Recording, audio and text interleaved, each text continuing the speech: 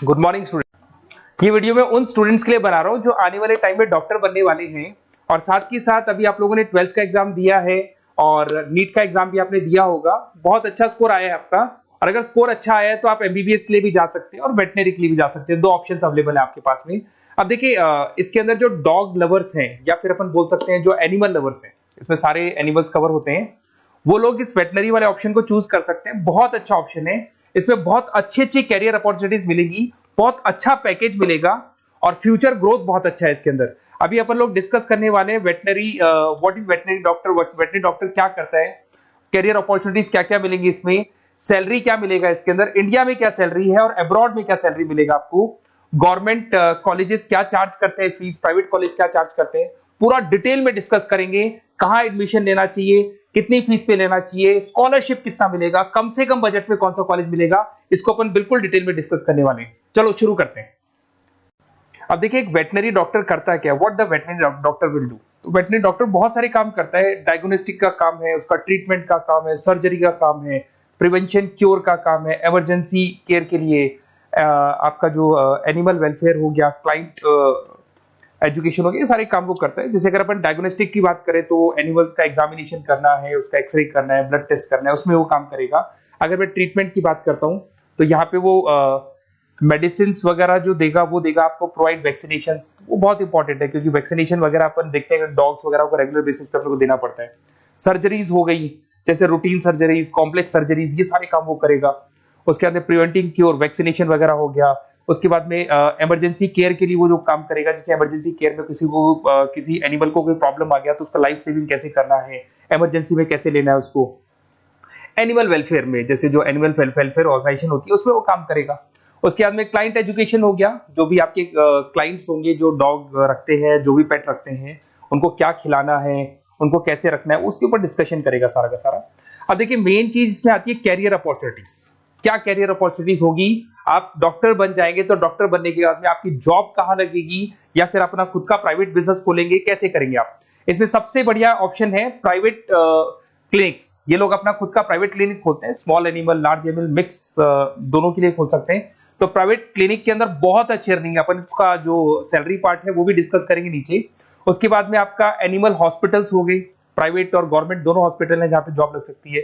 Research institutes हो गए जहां पे आपका जॉब लग सकता है, जैसे फार्मास्यूटिकल कंपनी हो गया, गवर्नमेंट एजेंसीज हो गया, यहाँ पे जॉब लग सकता है। उसके बाद में गवर्नमेंट एजेंसीज में public health agencies, department of agriculture, यहाँ आपका जॉब लग सकता है। कुछ लोग बोलते हैं जू हो गया, वाइल्ड लाइफ सेंचुरी हो गई, वहां आपका जॉब लग सकता है, जू, एक्वेरियम, यहाँ पे लग सकता है, वाइल्ड लाइफ सेंचुरीज में लग सकता है। उसके अलावा फूड प्रोडक्शन इंडस्ट्रीज हो गई, जैसे लाइफ स्टॉक प्रोडक्शन हो गया, जैसे कोई मुर्गियों का बिजनेस करता है या मुर्गियों का फार्म है, वहां पे जॉब लग सकता है आपका। एनिमल वेलफेयर एडवाइस के लिए जॉब लग सकता है आपका। कुछ नॉन प्रॉफिट ऑर्गेनाइजेशन होती है जो एनिमल्स के लिए खुली हुई है और उनका ऑब्जेक्टिव होता है कि कोई भी अगर एनिमल के साथ कोई प्रॉब्लम है तो वो लोग सॉल्व करते हैं उसको, उसका कोई चार्ज नहीं है, वहां आपका जॉब लग सकता है। उसके बाद में पेट और फूड न्यूट्रिशन, क्या खिलाना है, जैसे आपने सुना होगा डॉग्स को पेडिग्री देते हैं अपन, वैसे कौन सी चीज खिलानी चाहिए, क्या नहीं खिलाना चाहिए, उसकी जो जितनी मेडिसिन बनेगी या जितने फूड बनेंगे वहां जॉब लग सकता है आपका। उसके अलावा आपका स्कूल्स एंड कॉलेजेस में आपका जॉब लग सकता है एज अ फैकल्टी।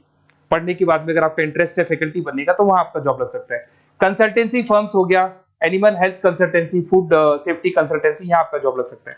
देखो ये सारे ऑप्शंस है। उसके अलावा सैलरी पैकेज देखो, अभी मैं जो सैलरी पैकेज की बात कर रहा हूँ इंडिया की बात कर रहा हूँ, अपना जो होम कंट्री इंडिया इसकी बात कर रहा हूँ, फिर अपन सैलरी पैकेज की बात करेंगे, वो अब्रॉड की बात करेंगे।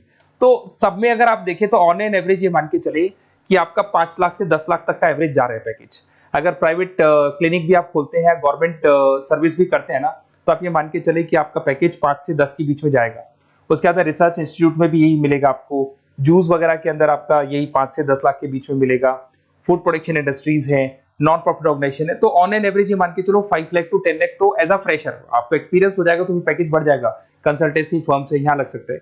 बट अगर आप अब्रॉड का प्लान कर रहे हो ना, तो अब्रॉड के अंदर तो ये मान के चलो कि आपका जो सैलरी है उसके अंदर बहुत जबरदस्त मल्टीपल इंक्रीमेंट होने वाला है। अगर आप अब्रॉड का प्लान कर रहे हैं, अगर यूएस में अगर आपका जॉब लगता है तो मान के चले ऑन एन एवरेज $1 लाख है एनुअली। तो अगर $1 लाख का मतलब मान के चले तो 83 या 80 रुपीज राउंड फिगर में मानोगे तो भी 80 लाख रुपए आपको मिले।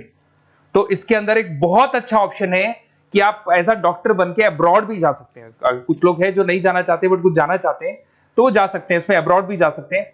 उसमें यूएस है, यूके है, ऑस्ट्रेलिया है, कनाडा है, जर्मनी है, बाकी और बहुत सारी कंट्रीज है जहां पे बहुत अच्छे अच्छे जॉब लगेंगे। ऑन एवरेज मान के चलो 80 लाख, 70-80 लाख रुपए आपको साल के मिल जाएंगे। ये सारे ऑप्शंस हैं। अब मेन चीज पे आते हैं। देखो सीधी सी बात है, अगर इसको करना है तो उसको करने के लिए नीट में स्कोर कितना चाहिए, गवर्नमेंट कॉलेज क्या मांगेगा, प्राइवेट कॉलेज क्या मांगेगा। अगर मैं गवर्नमेंट कॉलेज की बात करता हूं तो नीट में मिनिमम 450 का मार्क्स चाहिए आपको। अगर नीट में 450 मार्क्स नहीं है, प्लस आपका 12th में 50% कंपल्सरी है, फिजिक्स, केमिस्ट्री, बायो से होना चाहिए, 50% होना चाहिए, और साथ के साथ नीट के अंदर 450 मार्क्स चाहिए। 5.5 साल का कोर्स है। गवर्नमेंट कॉलेज में अगर आपको मिल जाता है तो सबसे फर्स्ट ऑप्शन यही रखेंगे आप। यहां पर आपका 2 लाख रुपए फीस मान के चलो तो 8 लाख रुपए में आप ये मान लो 8-10 लाख के अंदर अंदर, मतलब मैक्सिमम 10 लाख का खर्चा मान के चलो, इसके अंदर अंदर आपका कंप्लीट कोर्स हो जाएगा अगर गवर्नमेंट कॉलेज मिलता है। बट अगर आपका स्कोर कम है तो मैं आपको एडवाइस करूंगा गो फॉर प्राइवेट कॉलेज, क्योंकि आगे स्कोप बहुत अच्छा है कि वापस जब आप कहीं अब्रॉड जाते हैं या फिर कहीं और जॉब करेंगे तो निकल जाता है सारा पैसा, कोई दिक्कत नहीं है। प्राइवेट कॉलेज के अंदर नीट अपीयर चाहिए। अगर आपका स्कोर कम भी है तो भी चलेगा, नीट अपीयर है तो भी चलेगा। साथ के साथ अगर यहाँ पे ड्यूरेशन देखें तो वही कॉमन रहेगा। बट प्राइवेट कॉलेज में फीस बहुत हाई है। देखो आप 5.5 से लेके 7 लाख पर एनम मान के चलो तो पूरी फीस मान लो कम से कम 30-35 लाख के आसपास फीस बैठती है आपकी। अब इसमें हॉस्टल भी इंक्लूड नहीं है, हॉस्टल का अलग से चार्जेस लगने वाला है आपका। अब मैं जो आपको बताने वाला हूं उसको ध्यान से सुनना।